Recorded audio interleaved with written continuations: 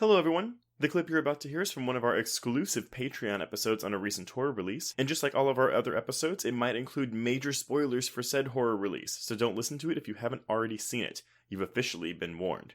And if you'd like to hear the full episode, just head on over to patreon.com/horrorqueers and subscribe today. Without further ado, here is your exclusive Patreon clip. And then we get the CGI El Gato Fantasma, or whatever, the ghost cat. Which, by the way, better name for this movie. Or like Primal Ghost Cat. Just Ghost Cat.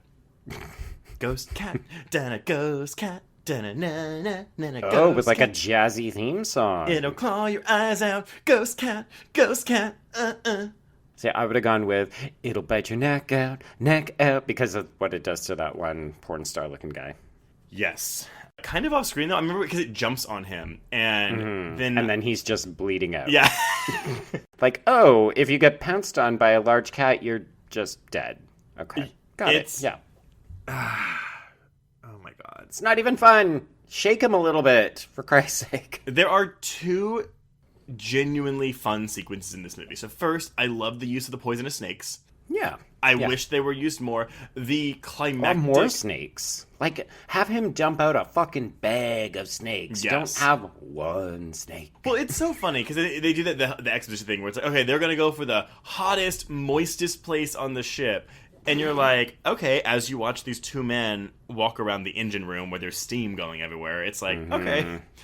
And so we get that, but then the climactic battle, which makes no fucking sense. Like, the snake, it's like it's intentionally like, I'm gonna get you. I'm coming for you. I'm playing around with you.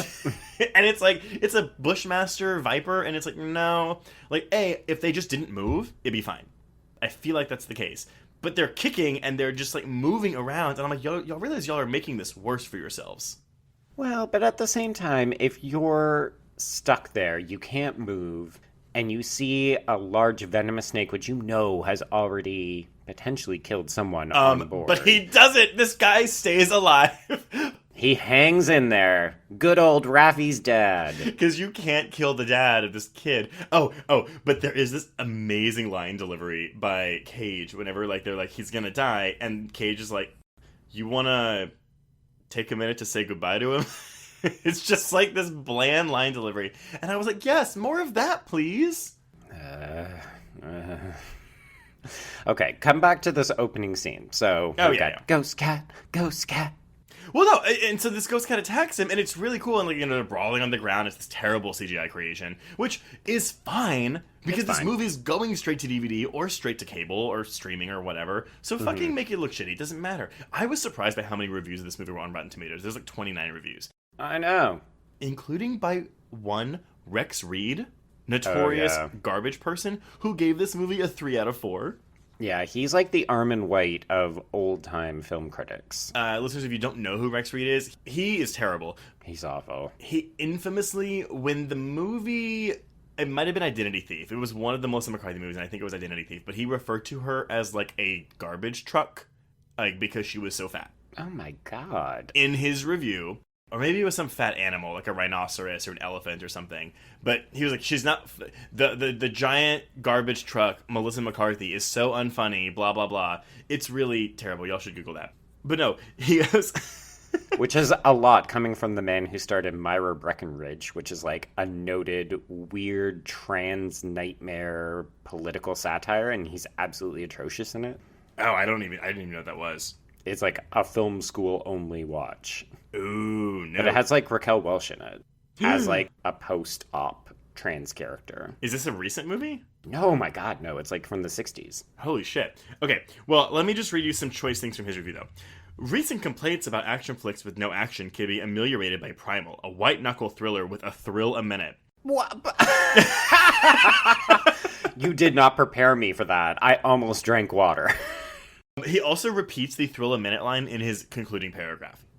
Then he goes, well plotted by screenwriter Richard Leder and vigorously directed with maximum suspense by Nick Powell. No time is wasted cutting to the chase. He probably thought that was clever. Yep. And then, despite the originality of the violence, which, what does that mean? What? a few ideas have been borrowed from other movies. Okay. And so then, not so original then. right, but I'm like, what is originality of the violence? Are the fight scenes original? Is the mauling by the jaguar once? Maybe watching Nicolas Cage blow like a tranquilizer dart? Okay, I did enjoy that scene. Well, yeah, it's because it's the first time that the film actually acknowledges that he would have skills as a hunter-tracker. Which this movie doesn't capitalize on. Okay, wait. No. He ends his review with, I'm embarrassed to admit it. Oh, this is after he says thrill a minute again. I'm embarrassed to admit it, but I screamed out loud 5 times. Oh my god, I did see that on Rotten Tomatoes. As soon as I saw that, I just immediately bypassed it because I thought, oh, well, this is a person whose reputation and, like, reviews I cannot trust. I mean, I don't understand. But it's also, I don't think he's someone who likes horror movies, so it's like, maybe the violence is original to him because he's not watching violent movies? Maybe. Anyway. I mean, I do believe he considers himself a quote-unquote legitimate film critic. Oh, I'm sure he fucking does. Fucking garbage dumpster. Human garbage dumpster, Rex Reed. Everyone pay no attention to him.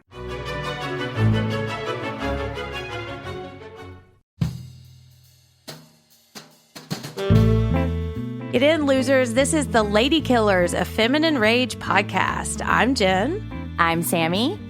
I'm Rocco. And I'm May. Our podcast is a tribute to the female-identifying killers in horror and more.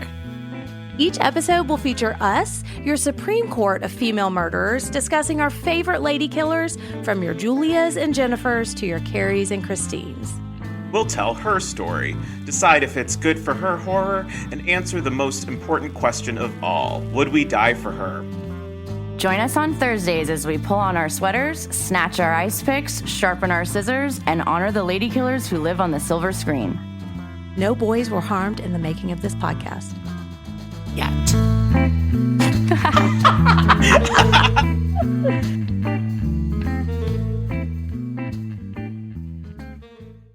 It was late in the afternoon when the professor and I took our way towards the east, whence I knew Jonathan was coming. Jonathan Harker has asked me to note this, as he says he is hardly equal to the task, and he wants an exact record kept. Dear Madam Mina, I have read your husband's so wonderful diary. Strange and terrible as it is true. I will pledge my life on it. God preserve my sanity, for to this I am reduced. Safety and the assurance of safety are things of the past. I am in hopes that I shall see more of you at Castle Dracula.